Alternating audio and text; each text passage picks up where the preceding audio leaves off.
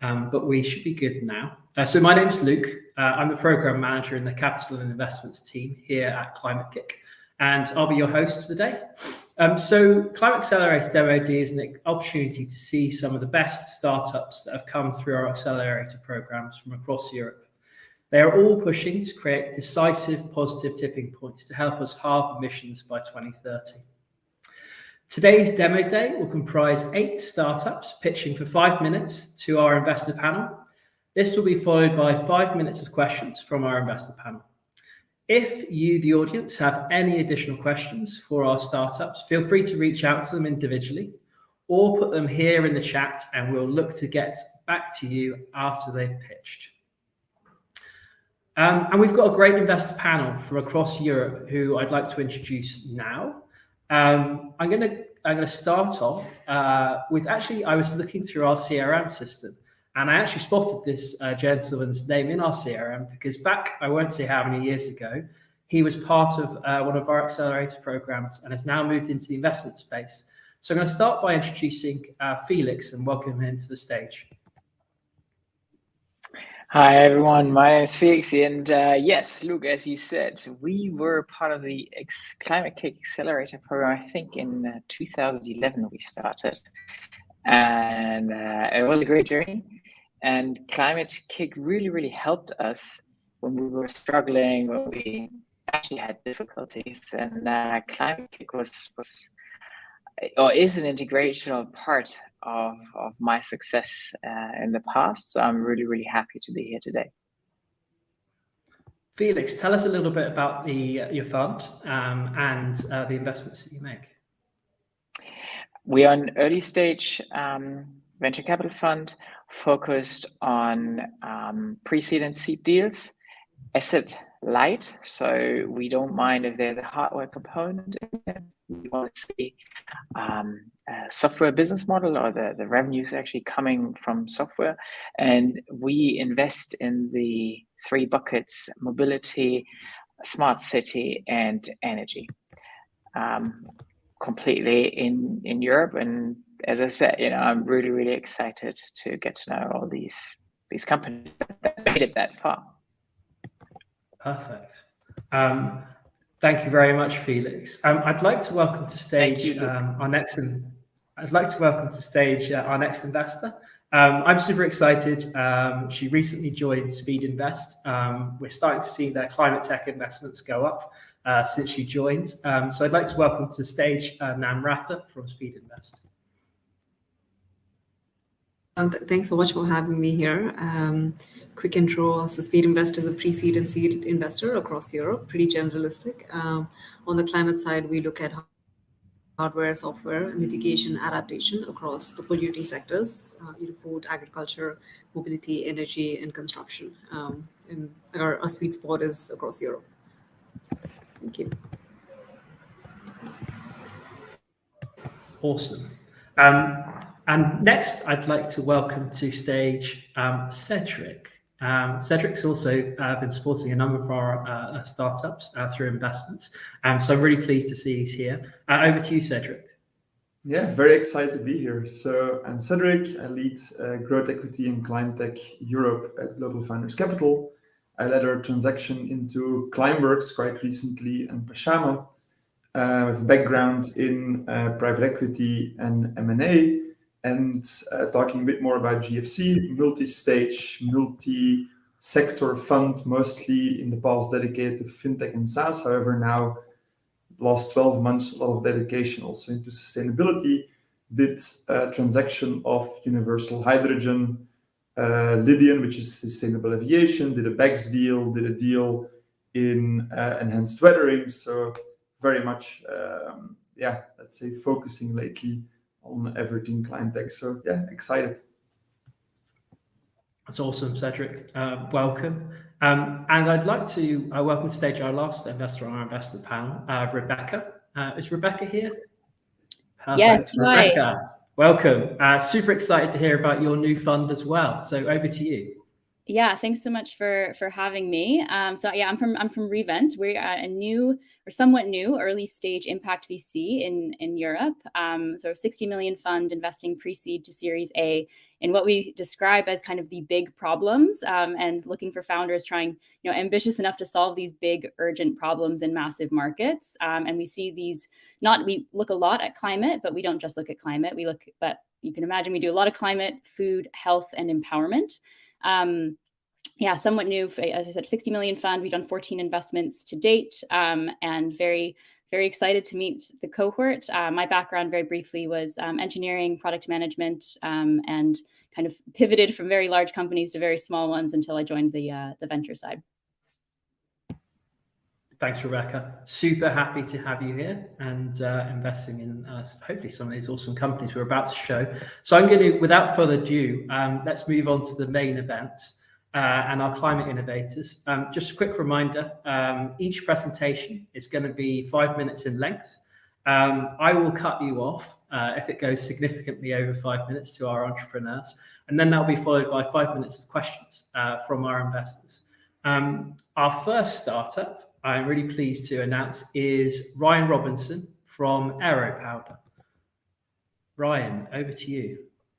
Hiya. Hello, everybody. Hey, Ryan. Hopefully my slides have been updated, and I can't see where to click them and to activate them. And if not, I'll take the risk of sharing my screen, and we'll see how that goes. Let's have a look. Nothing yet. Nothing yet. So you need to go to the share, and upload slides button, apparently. I've got it.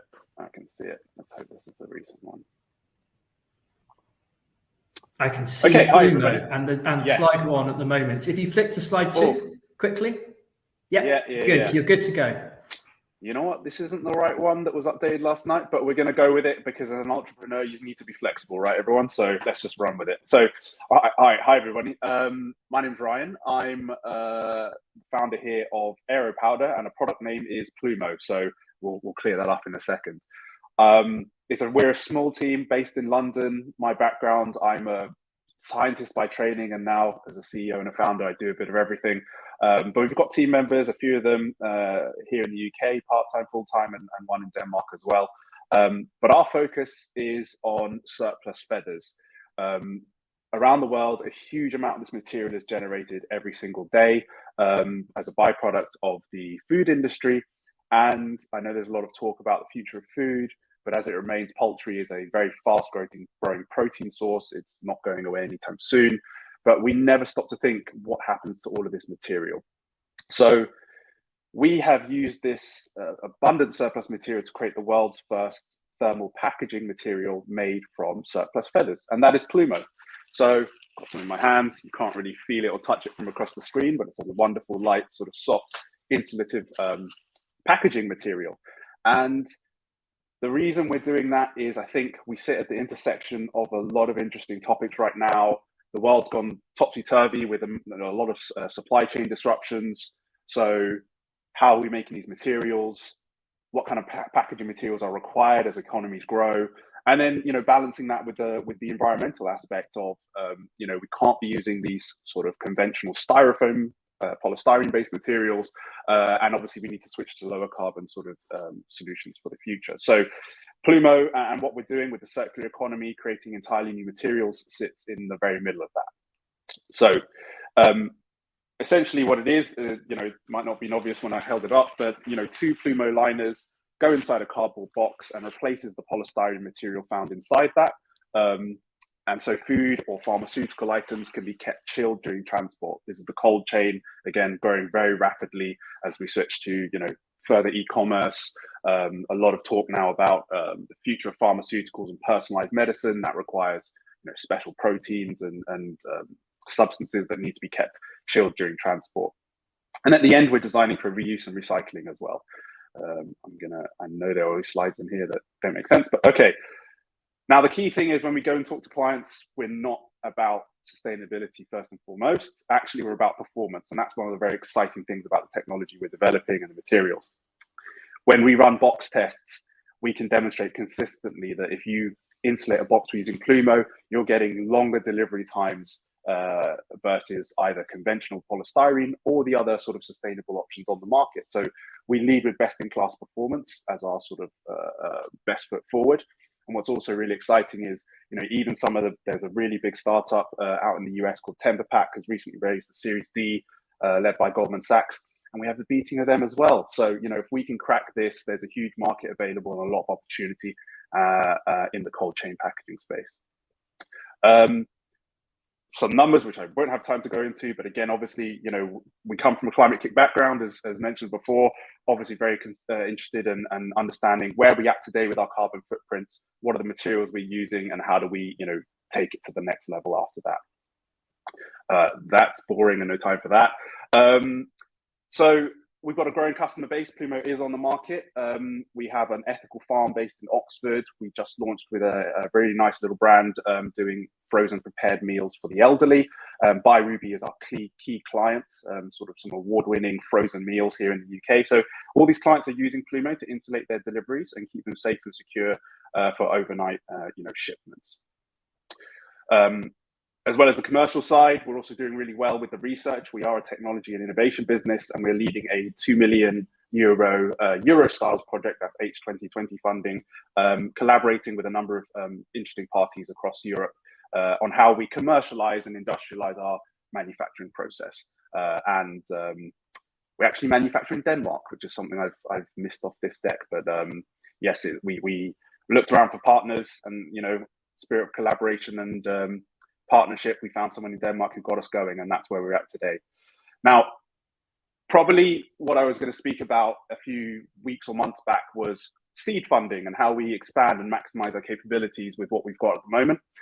What's actually happening right this second, though, is a very exciting opportunity has arisen for a US Northern American launch, and we are now underway with that. That is crowdfunding right now, and we're raising sort of more of a pre-seed amount to get that going, and it's a phased launch schedule to sort of cycle through and replicate what we're doing here out in the US. So yeah, that's a summary. I've got 20 seconds left apparently. So we deliver amazing performance, we're revenue generating, we're circular in using waste materials as well as, and I've not had time to touch on it, how we can reuse and recycle this. And right now, I'll be in America in a week or two, getting the first test units produced, obviously getting those out to early potential clients. And yeah, there's a lot of plans here about how we scale this, lots of different products, different solutions. We've got an oil spill based material that we've just announced as well. So we're not just about packaging, we're about circular economy, we're about using waste materials, using surplus feathers to create high performance materials anywhere in the world, wherever there are feathers. And that's us. Thank you. Thanks, Ryan, and well done as well. Apologies that we obviously I think sometimes we feel like we're a really large organisation that can deal with all these last minute changes, but on occasion we become very much a startup as well. So I thought you did great going through those slides and cutting it down to 5 minutes. So well done, and super exciting what's going on with your business in America. I'm going to hand over to our investors. If you want to jump in with any questions. Sure, I'll go first. I was wondering if you could talk about a little bit about the procurement, I guess, and what you're using for to make these. There's so I will in my pitch you probably were thinking about chicken and poultry and food production. That is what's going to come online right now, because there's also additional like any waste material streams, there's how do you obtain this material, how do you secure it. What we're actually doing is taking a half step back. And actually, the materials that are used in the products today are surplus from the bedding and duvet industry. So interestingly, the giant feathers that would jab us in our face or in our clothes, that's a waste material, a surplus for that industry. So we're intercepting that. And our supplier is a local business in Denmark near our manufacturing partner. They were actually paying to have those taken to landfill. And so obviously that's great that we can now intercept that and turn that into useful material. We're getting that for free and just paying for transport costs. And out in the US, there's a similar situation where we're now negotiating with the supplier. They were having to do things like consider shipping them out to China to have them, resorted and repurposed and all these other things. So, if they can keep them local and turn them into packaging materials, that's, very interesting for them as well. Awesome. Next, I see Namrath has gone off mute. Over to you. Yeah, absolutely. Thanks so much, Ryan. I'm a big fan of reusing, waste in other industries, for like repurposing it for different purposes. Curious about like what are the operational or process related challenges that you face, right from when you procure to creating the product, but also you mentioned like Denmark and your business is in a different place. So how do you manage all of that? We pay a lot of money is the easy answer for transport, which is terrible. No, I mean, so just from a logistical point of view, we got to get it started. We got to be able to get the product out to market and show that this works. In the long term, think of everything I'm talking about as being localized supply chains, local manufacturing, these kind of things. So that's one of the things. Now, we are using existing textile manufacturing equipment, but what I would say is throughout all the process we're talking about, yes, technologies and processes exist, but I would say they only work about 80% of the way they're supposed to with this unique material, which are feathers. They're very lightweight. Properties like hydrophobicity, all these other things. So you can get it to work, but I know that the work we're doing in behind the scenes to optimize and commercialize this is that last 20% that's very important to throughput, efficiency, just getting a quality product every single time. And that's some of the core IP that we're working on. We do have a patent filing on the production process itself. That's been approved by the European Patent Office, and we're just waiting to select countries and languages now. So the challenges we face essentially are very lightweight material. How do you get throughput, consistency, and quality during your manufacturing? And that's everything from turning whole feathers, cleaning them. We basically shred them in a certain manner, combine them, form them, and end product. And everything in the middle of that is being improved and optimized every single day. Awesome. We've got 1 minute left. Felix, would you like to ask your question? And I might have to cut you off, Ryan, so let's keep it short. I can answer very quickly, no problem about that. Yeah, good stuff. All right. How you actually sell those? Do you rent them? Like, what's your business model? I think I have a fairly weak internet connection today, so sorry for that. That's all right. I think you asked how I sell these things. So at the moment, it's a very simple system. Yeah, your business model, exactly. Yeah. This is a packaging. Right. So right now, this is a packaging material. It's a thing a company just buys. We send pallets of them out. We are exploring, and we have had some come back to us, and there's some interesting thoughts there around, can we track returns and generate value for everyone in the circle and these kind of things. But, at the moment, it's very simple. Make it, sell it. It's being used by customers. In the future, though, I don't want to be making millions of these around the world. And we are, the plan is to move towards licensing. So future funding rounds will get up a pilot facility and, of our own in-house manufacturing, do that optimization I talked about. And then we get people walking around and going, wow, this is wonderful. I'd love to set one up in Northern America, South America, Eastern Europe, wherever. And so then we license that technology out. They do the heavy lifting. We sit with our technology center, coming up with new innovations, new materials, and obviously then subsequently licensing again. So I love the making and creative part of it. Pushing around pallets in a warehouse by myself on a cold Danish night isn't what I'm up for. So yeah, we'll move to that in the future. Very good, Ryan. Thanks, Ryan. Thanks a lot.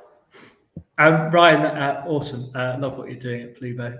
Thank you very much for your time. I'm going to move on now to our next startup, which is Polina Vasilenko from HelioRec.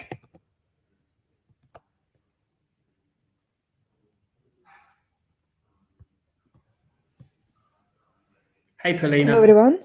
Yes, hi. We can hear you well. Great. Let me share my screen.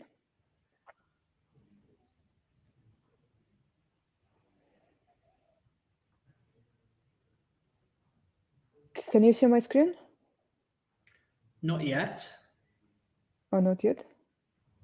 Because I see my screen. I can see your screen now, but we're on your Internet Explorer. Do you see my slides? Yes, I can see your slides. I don't know if you want to make it bigger. Yep.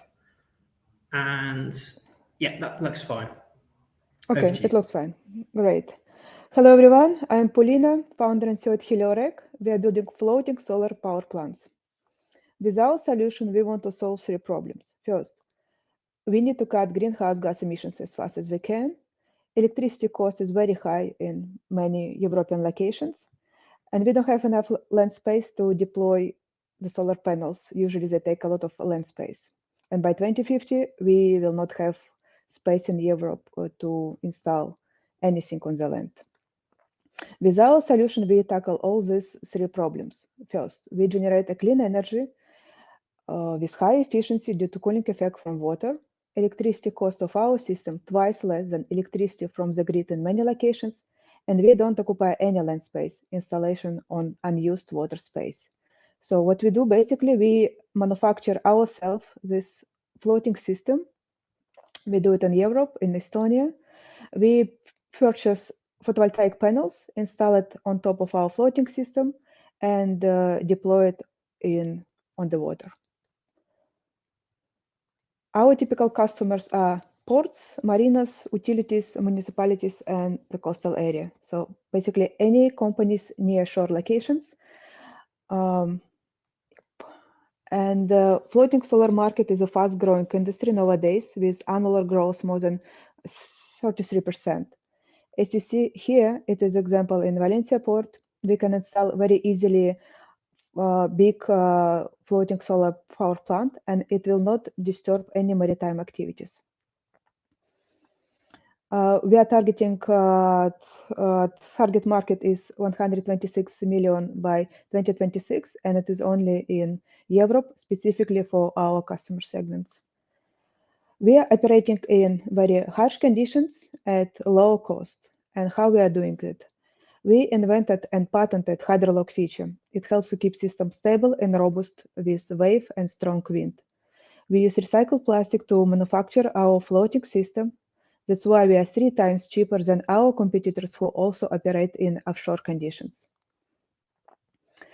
B2B business model, what we sell, it is hardware, so floating solar power plant.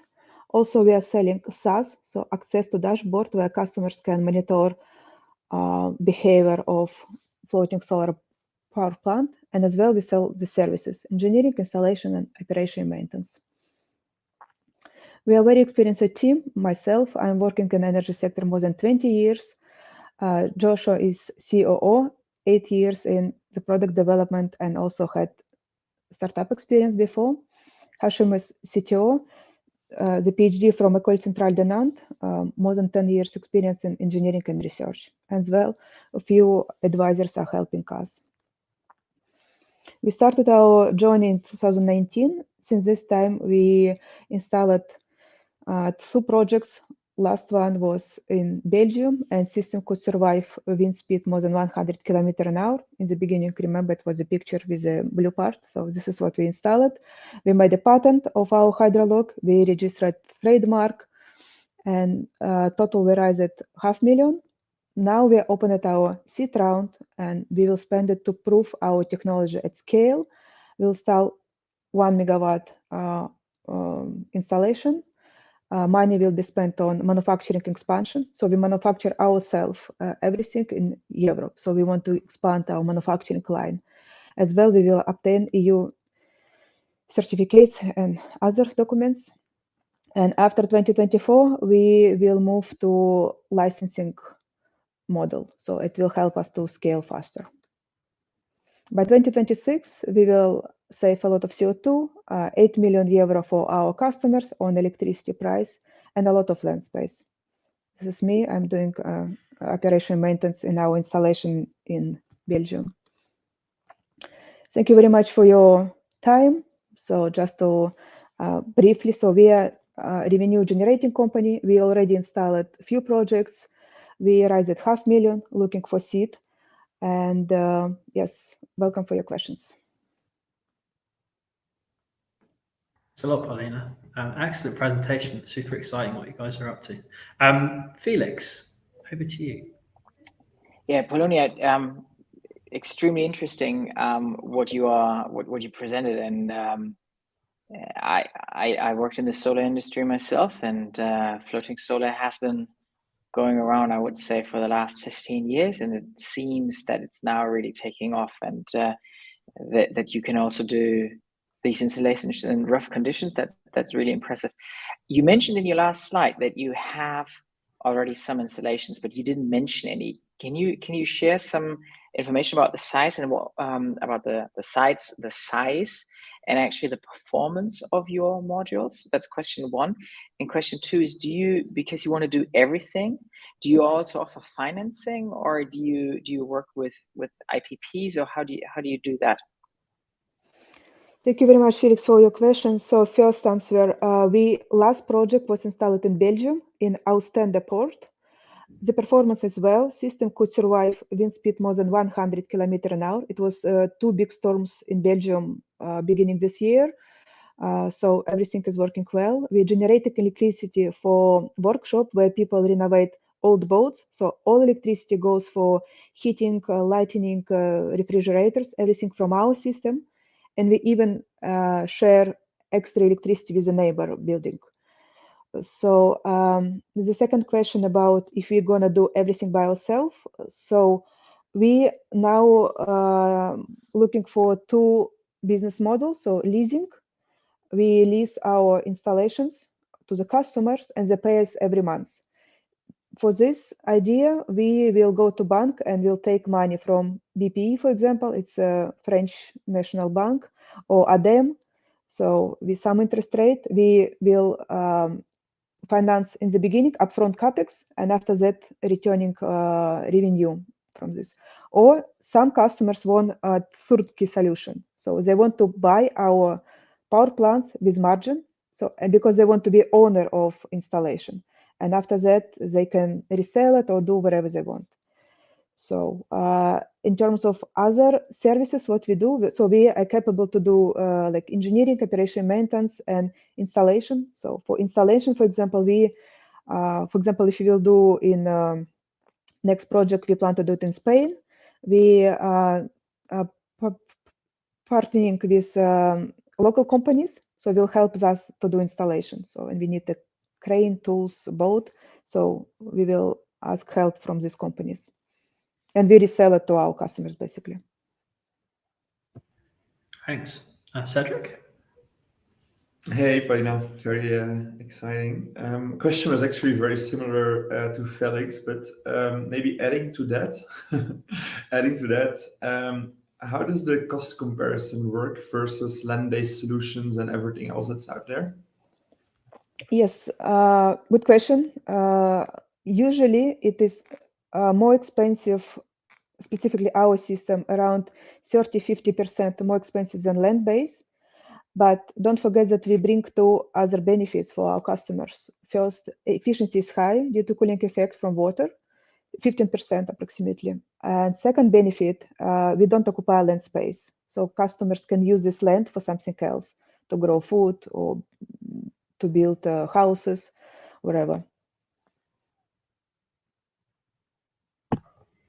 Very good. Is there any other questions from investors? Yeah, I do. Thanks, Polina. I have a twofold question. Like, how do you pick sites essentially, and corresponding connecting it back to the grid?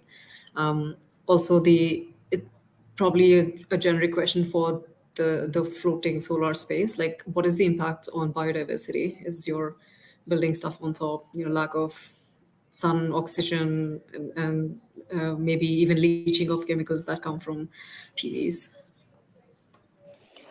So answering your second question, usually it was few studies that floating solar doesn't affect negatively biodiversity. So if you talk about installation in coral reefs, that we need like sun to be entered in the water. So usually it is marine protected areas. So no one let us install anything in these areas. So usually we choose site as industrial areas near shore. So usually it is ports, like marinas, where on the bottom usually it is sand or stones. So there no much impact from sun will not come in this specific small the piece of area. And anyway, water is moving. So anyway, if we block, I don't know, like 10,000 square meters, we will block, but the sea is huge. So anyway, it will not affect much. And your first question, how we choose locations for installation, right? So our sweet spots, it's very crowded countries where not enough land space. So like for example, the Netherlands, Italy. So the second aspect is if there are a lot of sun, obviously. So the Netherlands maybe not the best in this case, so Italy will be better. Also, we choose based on environmental conditions. So wave up to 2 meters and wind speed up to 40 meters a second. So this is limitation of our system. And of course, it's always on where is needs. So for example, in Valencia port, by 2030, they want to cut greenhouse gas emissions, like it will be a net zero port. So, and how they're gonna do this? So installation on roof will not help. I mean, it helps in the portion. Like they don't have a space to install on the ground. So they have a lot of unused water space. So they can use it and we will help them to be a net zero port. And wind turbines, usually visual impact is not good. So people usually don't like to see it in the sea or on the ground. So, and floating solar, it's not so, it doesn't have visual impact for people. So I hope I can talk a lot about this. Thank you. So. Thanks, Polina. That was great. Really interesting what you guys are up to. Very exciting stuff.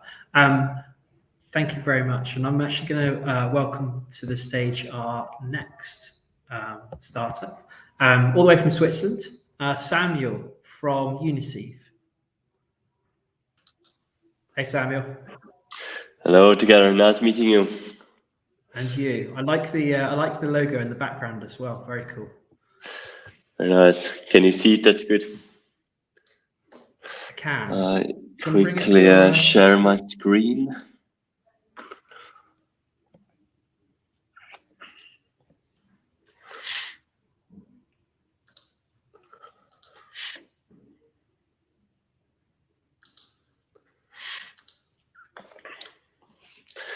All right, perfect. Does this work?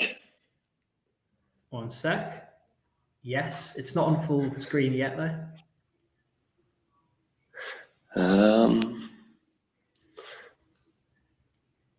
Do you want to put it on full screen? That's fine. I just will.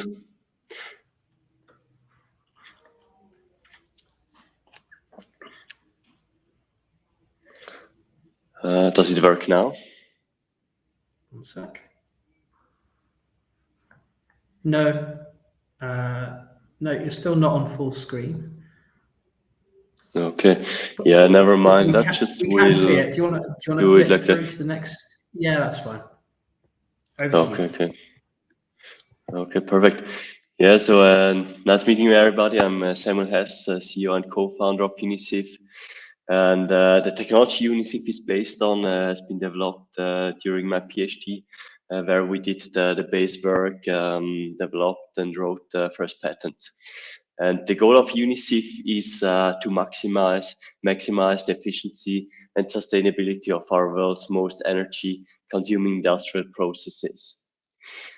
Many of us may not be aware that today over 10% is used for industrial separation processes, which actually are the key of the chemical and also the energy industries. So when you have base chemicals or also energy carriers, they all need to be purified before they can be used for further synthesis. And currently state-of-the-art separation is distillation. So here on the left-hand side, you can see this gigantic distillation column, and they need a lot of energy, which also means that they're highly polluting and causing a lot of waste. Also, not fully extracting all the chemicals and energy carriers. We from UniSieve, we developed an alternative solution, which is basically it works like a simple kitchen sieve. So it lets through the small molecules, it retains the larger molecules, and by this kind of mechanical separation, we can save up to 90% of the process energy when we compare it to the thermally driven distillation process. Thereby, we also can reduce then the emissions and to increase then the recovery of the processes. Here on the right hand side, you can see our pilot unit that we have installed here in Zurich, where we do run currently trials for clients. Over the last years, we raised 5.7 million Swiss francs that allowed us to implement our supply chain, including also in-house production steps. So there we had just some exciting news last week. So actually we implemented for the first time like a continuous process on our plant, which was really exciting. Then further on, we also conducted pilot tests with clients over the last 2 years. So we are in contact with half of the clients you see on the right-hand side. And now we raise 5 million Swiss francs to standardize our full-size production, and then also to conduct demo testing at the client site. A huge market driver for us is the green transformation that many companies have to undergo, and the pressure that comes with that. For us, first target market is the high-value chemical separation market, followed then by energy market, so hydrogen purification, biogas upgrading. Also, CO2 separation from concentrated sources. That's also an application getting more and more important also to us. And then there are further more industrial separation processes. Our business model works pretty much the same as the one of the printer you may have at home. So we sell containerized unit to the client, and then we also sell service agreement, so predictive maintenance service, which includes then the annual sales also of the cartridges. And per single installation, that's then 550K per year. And one client may also deploy several of these units. Compared to state-of-the-art, so that's distillation, our solution is much more energy efficient, so also much more cost efficient with that, since energy is a huge spending for clients. Compared to emerging solutions as the one there in the middle, like membranes that emerge, our solution is much more simple since it's like more robust and needs less adaptation. And state-of-the-art membranes, they're not applicable to these kinds of separations. Our team combines the technical and the business expertise needed for our mission. And actually, we are also quite lucky to have specialists like, for example, Hans-Peter, who enabled that we could build out or like also build up our in-house production facility. In this current round, so one of our major goals is to save 1 million tons of CO2 until 2026. And the key deliverables will be to standardize our production, full-size production, and to demonstrate our technology at scale, and to get to revenues of 3 million Swiss francs. And half of the round we have already committed. 2 million we still do have open at this point. And yeah, I'm looking forward to the discussion. Thanks, Samuel. Excellent presentation. We've been a long time supporter of UniSieve, as Sam knows, and love what you guys are up to. Is there any questions from our investor base? Maybe quick question on my end, like how much retrofitting is actually needed in the current installations to install yours? Yeah, that's really a plug-and-play solution. So going to market will be the add-on scenario. So we can extend existing distillation columns. So basically, it's only 3 tubes that need to be connected, some electricity, cooling water. That's it, basically.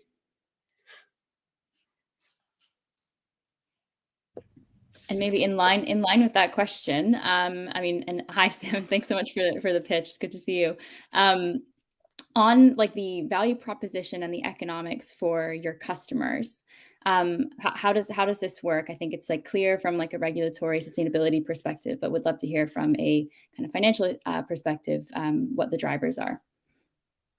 Yeah, there I will start with the margins. So it's a kind of value-based pricing that we do, and based on that we have 70. Then later on, once we reach scale, 80% of margin, and with the margin, the return on investment for a client is 1 to 3 years. So the main savings the clients basically have is on the energy side, so energy reduction. But then at the same time, they have some spendings for the cartridge, but still they save enough money so that they get the money back, the unit costs in 1 to 3 years. Thanks, Sam. That's great. Excellent presentation, and unfortunately we've got to move on to our next startup. So thanks, Sam. Thanks, Favalli. So next up, I'd like to invite to stage D from Alchemie Technology.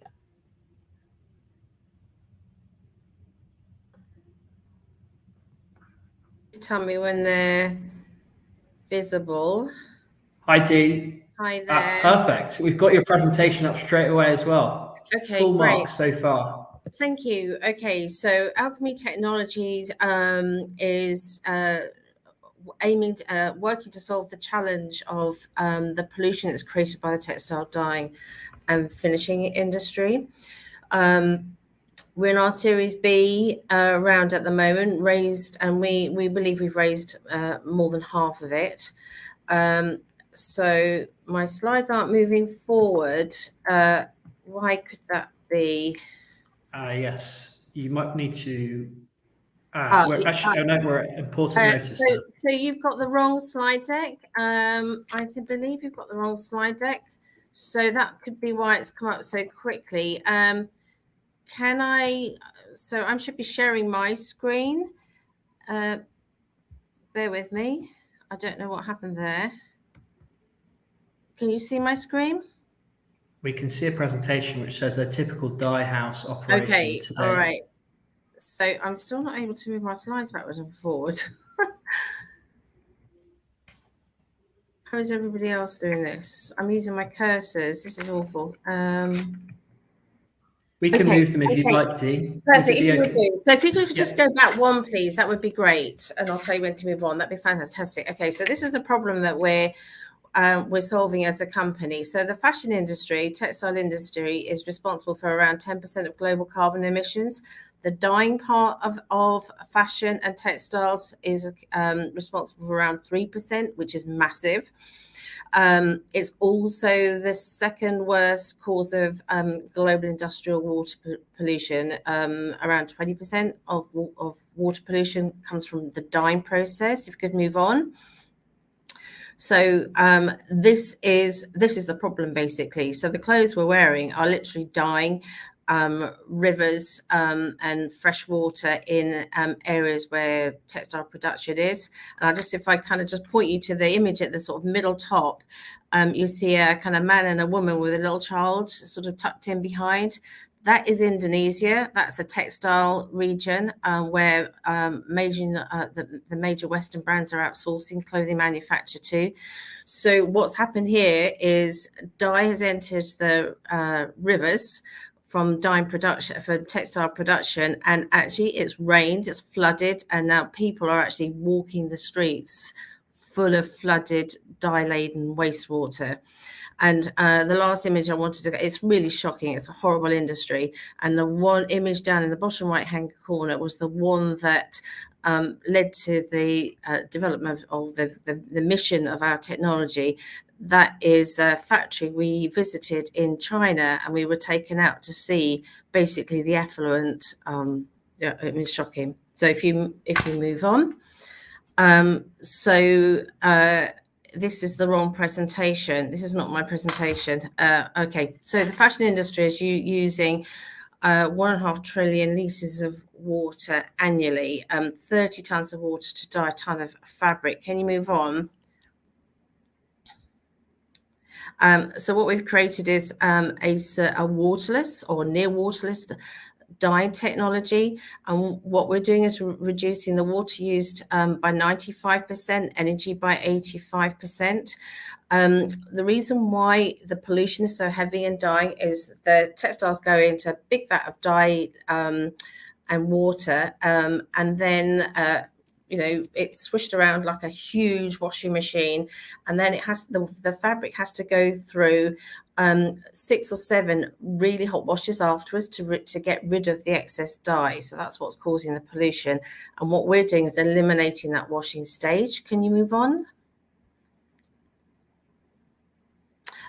So what we've done is created a unique application technology.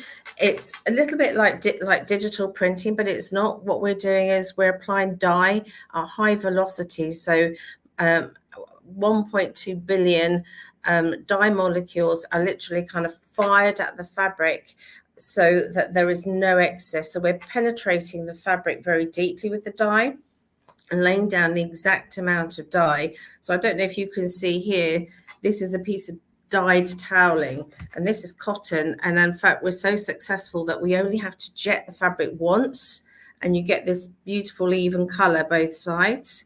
And here is the example of an upholstery fabric. Again, so a really good commercial product has been produced. Can you move on, please? Again, this is just another, we can move on from here. This is sort of just another explanation of the technology, just basically showing that what we're doing is we're literally firing the dye droplets like cannonballs at the fabric, laying down the exact amount of dye so there is no excess, and therefore we're eliminating the washing process. We have 12 patents for the technology. If you would like to move on. And again, reducing the cost of dyeing by around 50% due to the savings in energy and the savings in chemistry. Could you move on, please? So we have in our the backing of H&M. So our Series A investors are H&M and One Ventures, the impact investors. Here you can see that some also further examples of the product, a collection that we produced for H&M up there in the left-hand corner. Down in the right, the bottom left-hand corner, you can see examples of outerwear and sportswear fabrics that we've dyed. These are polyester. The fabric in the middle actually is cotton. So we've demonstrated that we can successfully dye both types of fabric. Can we move on, please? Okay, so market size, we believe there's a 30 billion potential market for the technology, around 39,000 machines actually out there that could be replaced. Can we move on? So we've got 2 machines in market at the moment being commissioned, one in Honduras, one in Taiwan. We expect to get orders for 15 more machines by the end of the year, looking to up that to 50 next year. 100 installed by 24, and the target is to achieve 200 million revenue by 25. And we're looking to sort of achieve a sort of 500 million evaluation within a few years. Can you move on? I think we're at the end of the presentation. You can see the key, basically, we're looking to get machines into all of the key manufacturing regions, India, Bangladesh, Turkey, Taiwan, initially. Can you move on, please? I think we should be at the end of this. Does it move on? I think we're actually at 5 minutes, if it's okay. Great, that's right. I've got a couple of questions as well from investors. Do you have one thing you wanted to just mention? Yeah, just wanted to mention, actually, these were not the slides that we're going to show. I think these were Simon's slides that he must have sent in at some earlier point. So unfortunately, these are a bit longer than I wanted to go through. But yeah, please ask questions. That would be great. Okay. Go ahead, Felix. Dee, this was really impressive and very good presentation, even though those weren't your slides. When you went through, especially slide 9, where you compared the costs, my gut feeling was that some companies might just use this as kind of greenwashing. Yeah, we have that one clothing line that is like super ecological, but especially if I don't care about my employees, like in the fast fashion industry, does your machine, buying the machine, does this make economically sense? Like, are you cheaper than the current dyeing process, including buying the machine and so forth? Yeah, absolutely. So the machine cost is around £1 million. So this is where things have changed. Initially, the brands are obviously concerned about sustainability, and they want to be seen to, if the solution was out there, they'd want their supply chain to be using it. The manufacturers obviously care about margin and cost. But there's two things that have come together, which is very helpful for us sort of penetrating the market. One is the escalating energy costs, which are huge. The other is the water scarcity issue, which is a real concern for the textile industry.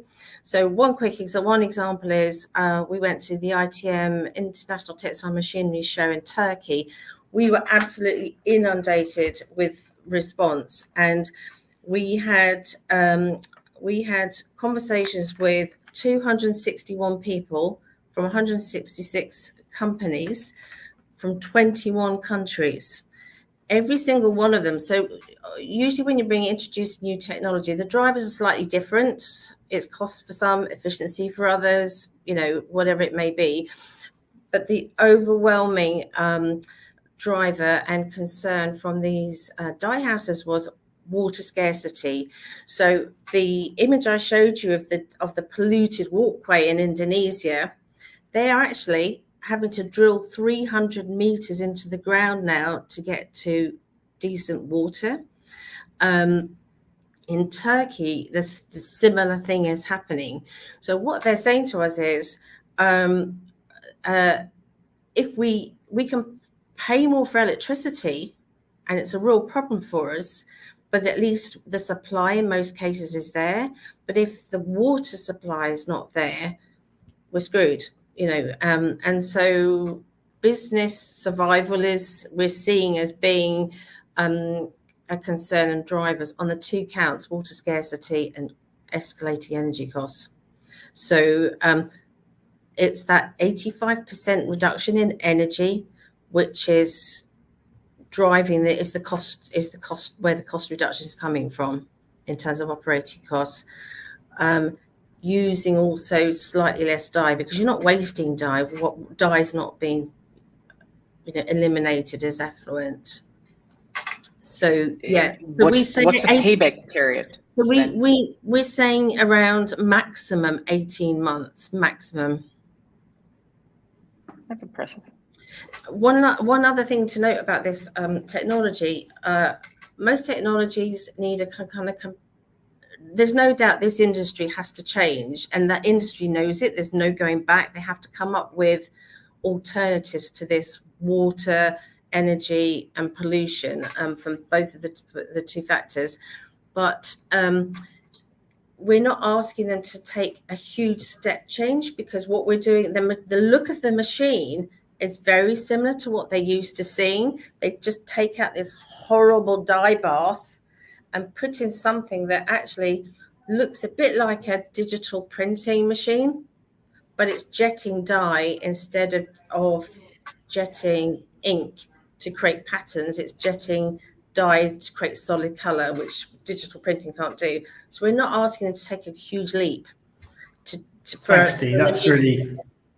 Thanks, Dee. That's really interesting, and yeah, super exciting to hear the kind of progress you're making, and as well with your round.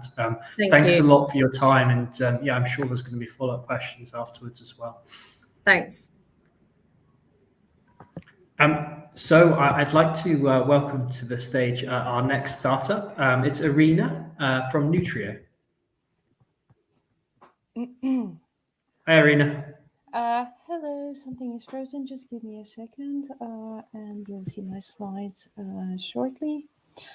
Well, good morning and good afternoon, everyone, depending on where you are, and greetings from the Netherlands. And today I suggest we talk a little bit about reinventing the relationship between humans and plants.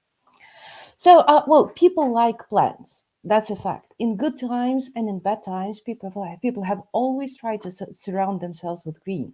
It makes us happier at home and times more productive at work. Since COVID, actually, the green has become a new black, especially in the corporate real estate segment. The sales of the office plants and living walls are skyrocketing, and some countries like France, for example, are even adopting the new laws mandating the green roofs of all new commercial developments. You would ask, why don't we do all this before? Because the green is so cool. That is because the green is expensive. Not even in the sale cost, but in the further maintenance. Let me show you something. This is a finger test. Yes, the most official and common way of detecting the needs of the plants in the 21st century, even in the professional domain. That's why the plant care is always so expensive. It is obsolete. I do come from the industry myself, and I've been running a plantscaping and plant service company for about 15 years, so I knew there had to be a better way. That's why I co-founded Nurtio, the company to become a leader in predictive maintenance of the plants.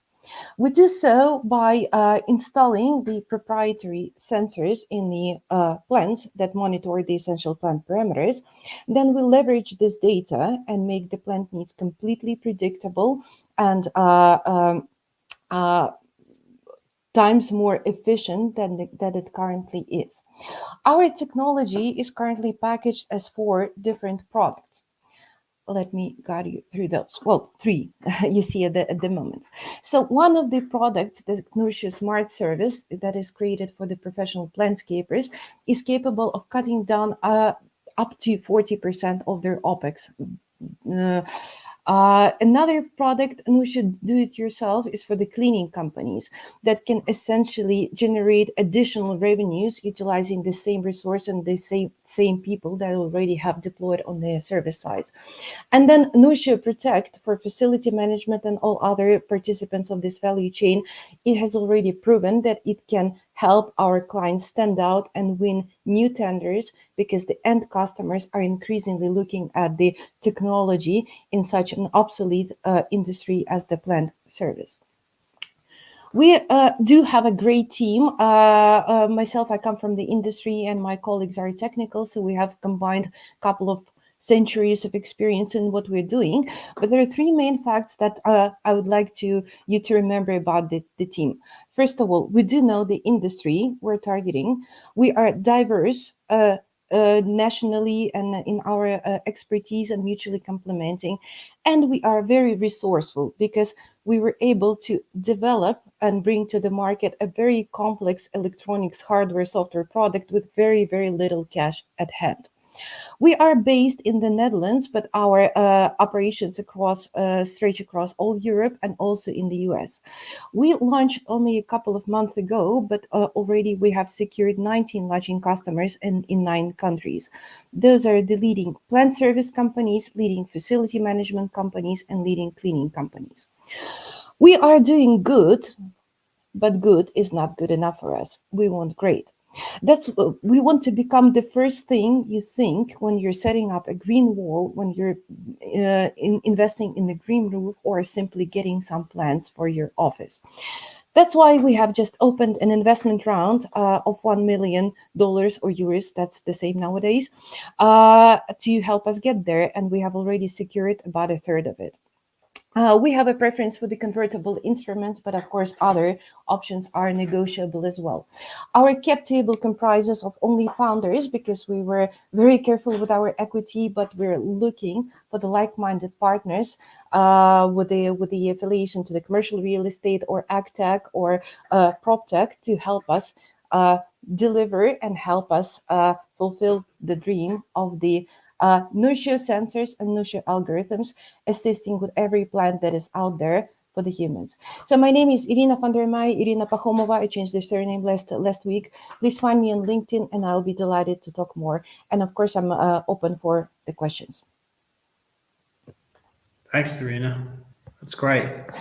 Is there any questions from our panel? Sure, I have a question. I have a few actually.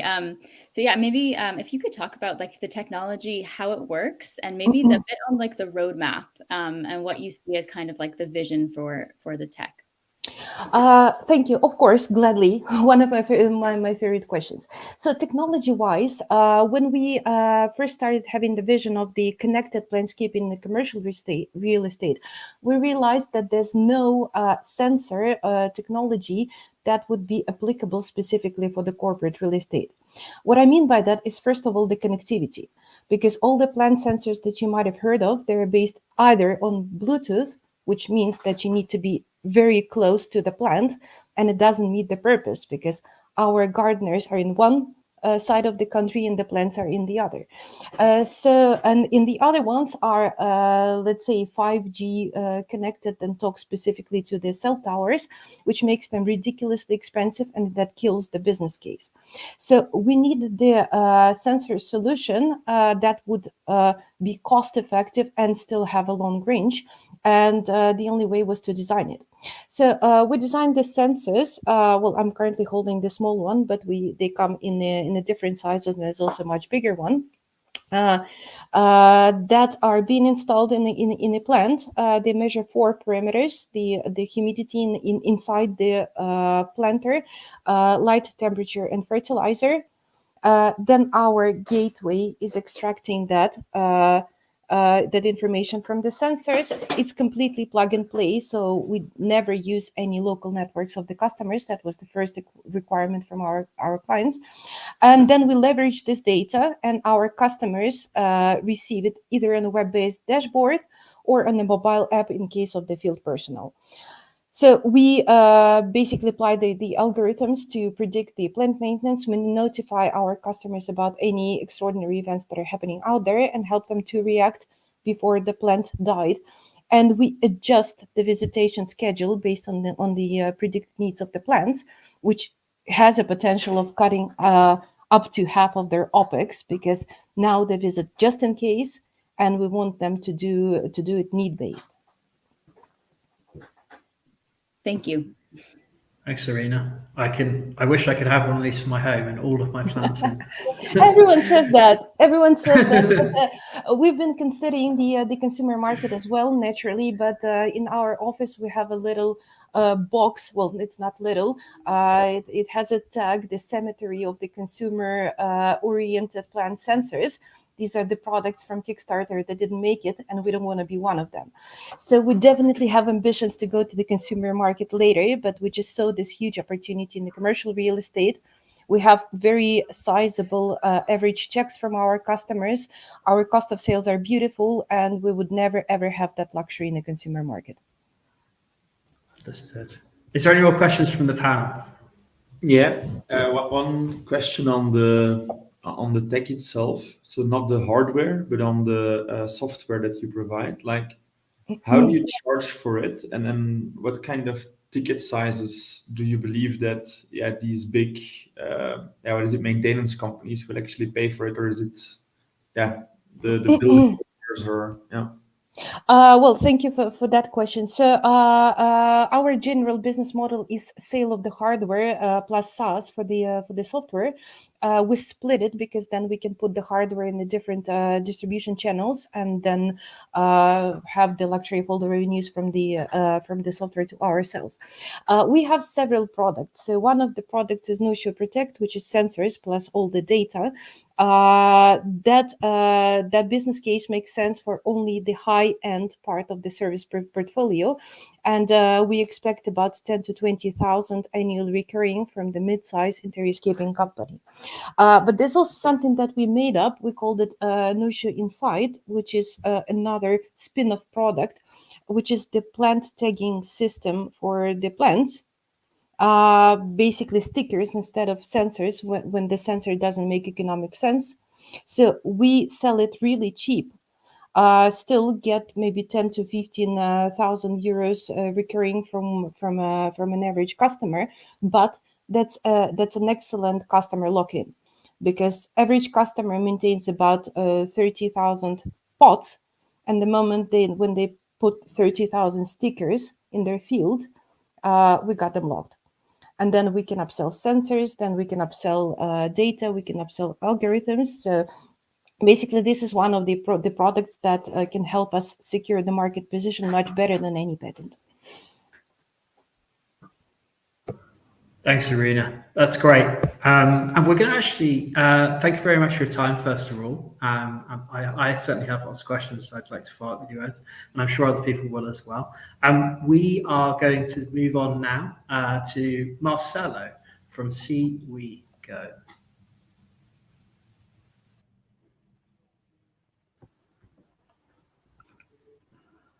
Hi to everybody. Yes, can you hear me? Can you see my screen? We can. Go ahead. Great. Hi to everybody. I'm Marcello Favalli, the CEO co-founder of SiWeGO, Smart Eco Transport. Dear ClimAccelerator, we have a problem. That's it. The spare space of any vehicle. So one big problem, but two big targets. On one hand, transport companies, on the other hand, common people. So about this problem, we can say that in Europe, 25% of transport vehicles travel empty. And about consumer problem, we can say that in Europe, we have 270 million of cars with only 1.3 people per car. So this means more than 70 billion of wasted fuel. But we have the solution. The solution is SiWeGO. The solution is to fill and sell the spare space of any vehicle with a real-time matching between senders and drivers that are already on the same route. That's our core business. So our product is ready from the real-time matching through the chat, the payment system, the tracking, geolocalization, token system, it's an OTP, feedback about senders and drivers, and an automatic invoice. So everything is made to be totally scalable. And again, you can download it for Google Play, for App Store. So we are ready for the market. We are a double-sided platform, so we have two targets. On one end, small and medium enterprises that need to send a box. And here the market is so huge, it's enough to think about more than 22 millions of small and medium enterprises in Europe that need to send a box. And on the other hand, our target is made by small and medium enterprises that want to deliver a box. Again, the market is so interesting. Think about only Europe, almost 900 billion as revenue. But it's important to underline our vision, because SiWeGO, the vision of SiWeGO is about consumers. And in this case, you can think SiWeGO such as a BlaBlaCar of goods. here is the way to scalability. The business model is quite simple. It's a SaaS, so consumer and business senders pay a success fee. Professional drivers, transport companies, pay an annual subscription. All this was made by 8 managers. Altogether, we have more than 200 years of complementary experience. We are right now in a call to action in a fundraising for 500,000 euro. We already get raised 180,000 euro, even from transport companies and from Climate-KIC. We already had total grants for 120,000 euro, and our value company is 4 million. How we are going to spend this budget? 70% for marketing, because now we have the team, we have a good product, and what we need is to disseminate our app. So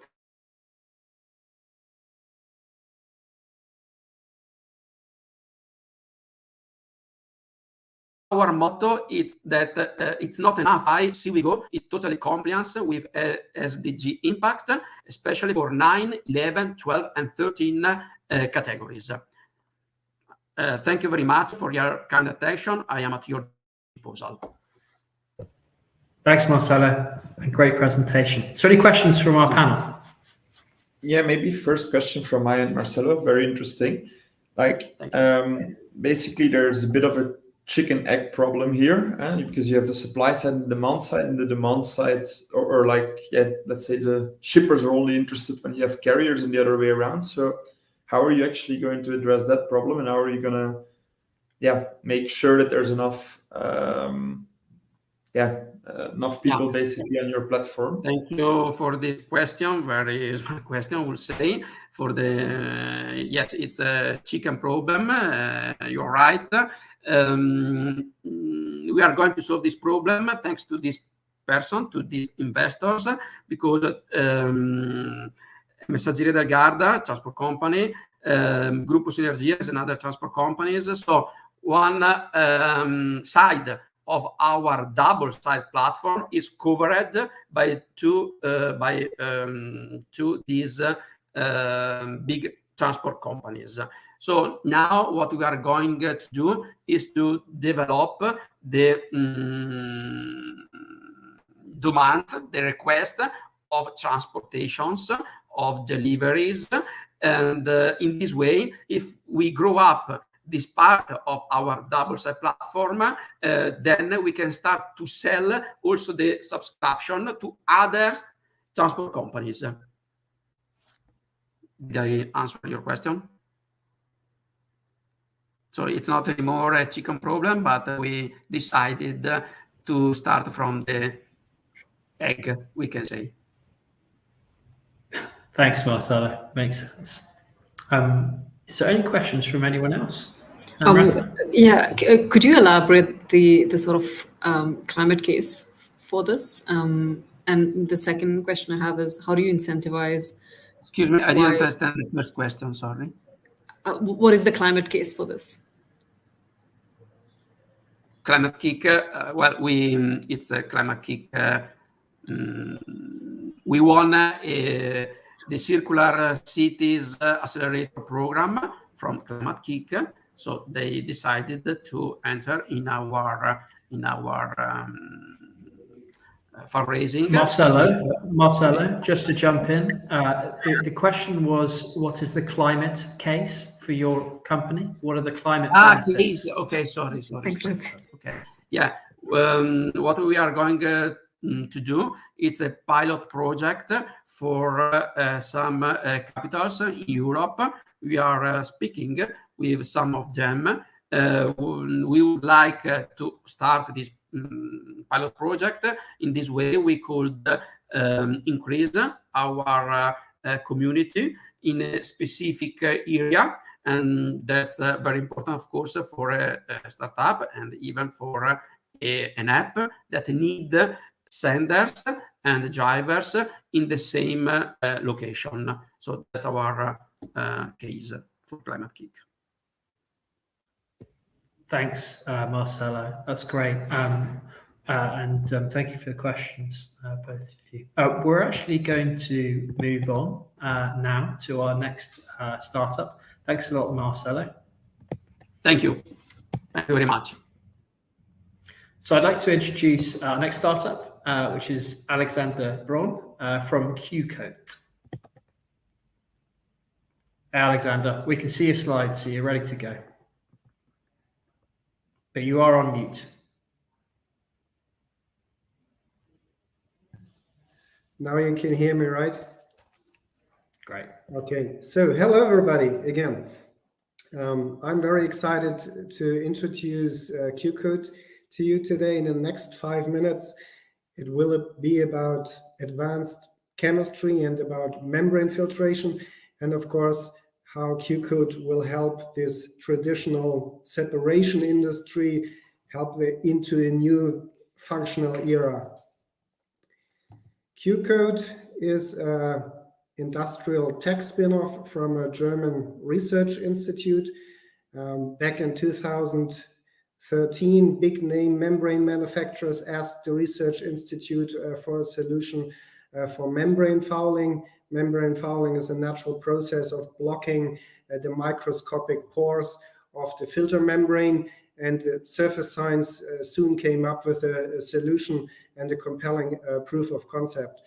And further, throughout 2018, the R&D was intensified, and the concept of membrane functionalization was extended beyond the fouling solution towards bioactive membrane functions, and the whole process technology was transferred into a roll-to-roll pilot line already.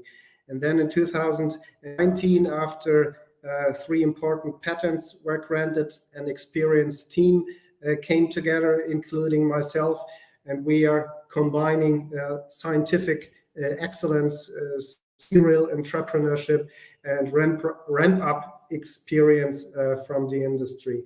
And since last year, we are seed funded, and we are doing intensive sampling and technology qualification with our customers right now. So how do we do that? What is the technology about? So we give new functions to market standard membranes, and we turn the membranes into a technology platform. And looking at the kind of fluids that pass through the membrane, we select functional groups of small or even large biomolecules. And then our unique electron beam triggers an eco-friendly chemical reaction and guarantees a lifelong membrane functionalization. And the trick is, if you like, the secret sauce. The electron beam travels, like X-ray, travels through the membrane, penetrates the membrane, and compared to standard state-of-the-art technology where membrane functionalization only happens at the very top or at the very bottom of the membrane, qCoat in turn increases the active functionalized membrane by a factor 100 or even more. We are very successful with membrane functionalization and have proven to be successful in 4 different market segments. Most dynamics we see today in the life science and the bioproduction segment. And over the last 12 months, we have identified and talked to over 120 industrial prospects and leads from around the globe, out of which the numbers you can see yourself, we qualified for paid trials. And with 4 of them, we just recently had discussions about LOI, and LOI for us means industrial scales volumes starting from 2024 onwards. Today, I like to concentrate a bit on the water purification industry. Here we have introduced our brand Hi2F. Hi2F stands for high flux and low fouling, and helps to save a lot of energy in a tremendously big market, still growing, especially when you consider how many people still have no access to clean water, or when you think of 70% of global wastewater returns to the oceans untreated. Water filtration has always been an energy-intensive industry, And to give you a little perspective, our contribution to the energy savings in that sector can be translated to 50 megatons of non-released CO2. That's a huge number. That's at the national emissions level of a country of Sweden or of Vietnam, for instance. So our business model is coating as a service, coating of membranes for the membrane manufacturer or for the module manufacturer. Of course, it's a B2B service, and we have different pricing models for the different market segments. To do this, we need to invest approximately 10 million euros. The biggest portion of that is reserved for the coating machine, industrial scale, with which we will reach cash break even.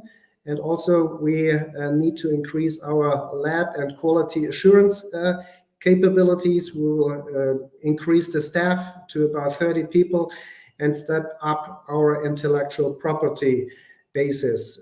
We aim for a closing of this round. We are just at the beginning in late summer next year. I'm hoping I got you hooked.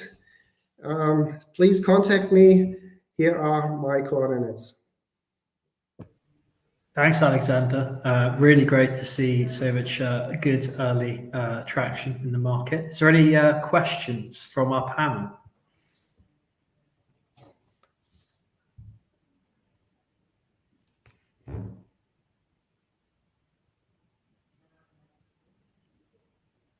I can't believe you have no questions. I can go. What do you see as, I guess, like scaling challenges as you're targeting your customers? I believe you said you were on a POC. Now, as we have the pilot line from our research institute, the pilot line is a roll-to-roll machine already working on 15 inches web width. Industry standard is 40 inches. So it's, yeah, it is scaling, but it's not an engineering no-go. It's quite easy. It's quite straightforward. We use the pilot line in order to assemble the specifications. We are in talks with 3 machine manufacturers right now from Germany, so they don't see a scale-up issue, not from the mechanical or from the engineering point of view. And the chemistry works the same on the pilot line as in the industrial scale. So I've been in the thin film technology, surface science, roll-to-roll technology all my professional career. So I can guarantee you the scale-up, this is not a topic. Thanks, Alexander. One last question from Rebecca. Yeah, thanks so much for the presentation. I just wanted to ask about value capture over time. I imagine that you're providing a lot of value to your customers, but kind of like in terms of like your pricing model, how do you see this developing, and how do you capture some of this value yourself? Yeah, value capture happens differently in those 4 segments. For instance, in the water industry, the membranes are operated, membrane bioreactors, for instance, they are operated 7, 8, up to 10 years. We help the operator to reduce the total cost of ownership by 25%. And as we only functionalize the membrane deep inside the value chain, we transfer this increased value to the module manufacturer, and then he sells onward. In the bio production and the pharmaceutical industry, it's a completely different story. Here we attach functionalized bioactive molecules to the membrane, and we open up completely new technologies. Membrane chromatography is in a big change right now. This is, in many cases, only a one-time use operation, completely different pricing models to the other industries. Thanks, Alexander. That's great. And with Alexander, you are the last startup from our demo day. Thank you very much for your time. Again, if anybody would like to reach out to any of our startups, please do. They're keen to talk. I'd like to thank, first of all, our investor panel, Rebecca, Felix, who has just left, Namratha, and Cedric. Thank you very much for your time. I hope there's some good food for thought and some interesting startups to follow up with. I'd also like to thank, obviously, our entrepreneurs, Ryan from AEROPOWDER, Polina from HelioRec, Iryna from Nurtio, Sam from UniSieve, Dee from Alchemie Technology, and Marcello from SiWeGO. If any of you would like to speak with the entrepreneurs around investment, then I'd be happy to provide the introductions. My email is luke.baker@climatekic.org, or you can reach out to them directly. Their details are on the chat. And with that, I will close the event. Thank you very much, everybody, for participating. Thanks, Bye-bye. everyone. Thanks so much for having us. Bye. Thanks so much. Bye.